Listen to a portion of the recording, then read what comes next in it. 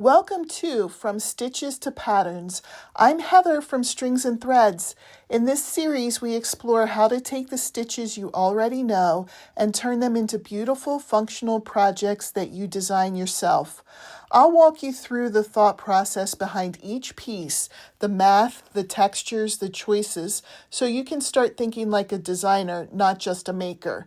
We're starting simple, but each class we build on the last, helping you understand how stitch structure turns into pattern design.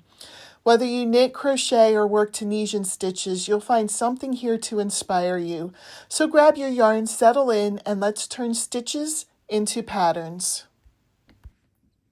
Hi everyone, welcome back to Strings and Threads. I'm Heather. Today we're diving into something I have a very complicated relationship with, blankets. If you've been here a while, you already know I don't actually enjoy making blankets.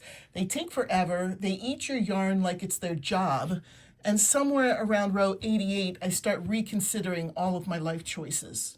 But designing blankets, I love that part. And designing your own blanket is way easier than most people think. So today I'm going to walk you through everything you need to know to design a blanket from scratch. The sizing, yarn options, stitch choices, color planning, layout ideas, and even different blanket shapes. I'll also show you several blankets I've made over the years so you can see a real design possibility. Whether you want to make a baby blanket, a throw, a scrap blanket, or something big enough to cover a bed, by the end of this class you'll know how to plan your own custom blanket. This isn't a full tutorial, this is a design class. And so you get to choose the stitch, the yarn, the colors, and the style. Let's get started. Let's talk about the yarn. Blankets can be made with pretty much anything. Choosing the right yarn will make or break how much you enjoy the project. Acrylic yarn is the most common for blankets. It's washable, durable, it's kid-friendly, it's pet-friendly, and it doesn't shrink. If you're giving a blanket as a gift or using it every day, acrylic is a great choice.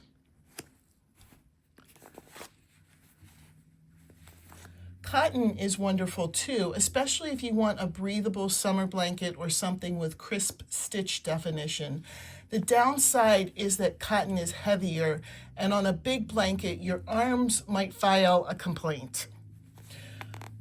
Wool blends make amazing warm blankets. They have stretch, they're cozy, and the drape can be beautiful. Just make sure to check if your yarn is machine washable. For yarn weight, DK makes a lightweight drapey blanket. Worsted is the classic go-to. Bulky works up fast, which is great if you want a blanket and not a 6-month commitment. And finally, if you want a blanket with a lot of color change, self-striping yarn is your best friend. If you want total control over color placement, pick individual skeins. Next is sizing, and don't worry, I have the standard blanket sizes right here. If you'd like, you can just take a picture of this page and you can have them for yourself. Here's the thing though, these are just starting points. The beauty of designing your own blanket is that you can make it any size you want. Once you know your stitch and your gauge, it's really simple. Measure how many stitches you get per inch. Multiply that by how wide you want your blanket to be, and boom, that's your starting chain. Blankets come in more shapes and layouts than most people realize. I'll show you a few examples. Rectangles are the classic shape. Most blankets are simple rectangles. You start at the bottom, work your rows, and keep going until your willpower runs out. There's granny square blankets. Granny squares let you work in smaller pieces, which is great if you get bored easily or want to use tons of colors. These squares can all match, or every square can be different, like this one. Panel or striped blankets. Striped blankets are fun to design because you can change the width of your stripes, swap colors, and do whatever you want, and use any stitch pattern you want. Corner to corner blankets, which are sometimes called C2C, Corner-to-corner blankets grow diagonally and are perfect for pixel art or big graphic designs, like this love blanket. Motive or sampler blankets. Sampler blankets let you try lots of stitches or motives in one project. They're fun, colorful, and never boring. I want to talk about one of the most creative and most addictive ways to design a blanket, using stitches or color work to design your pattern. For example, here's the alphabet blanket I made for my oldest son when he was a baby. This entire design is made only with textured stitches, no color change at all. The puff stitches pop forward to create each letter. So if you love cleaner, more settled designs or don't want to deal with 10,000 ends, stitch-based designs are a fantastic option. I'll put a picture of the entire blanket up here so you can see it. It doesn't all fit on the screen here. On the opposite side of the spectrum, you have bold color change blankets like this one, my love corner-to-corner blanket. I ended up giving this one away, so I don't physically have it here to show you, but here's a picture of how it looks. This style lets you draw anything, words, shapes, characters, geometric patterns, logos, you name it. If you can chart it, you can create it. And the great news is you don't need to be an artist to design your own. You can use graph paper, you can use apps like the knitting chart app or any pixel grid knitting crochet charting app, even a simple online pixel generator. Just fill in the squares and boom, you're designing your own custom blanket chart. Your blanket instantly becomes your artwork, something no one else has. So before you commit to a pattern or stitch, always ask yourself, do I want this blanket to be simple, textured, colorful, personalized, or all of the above?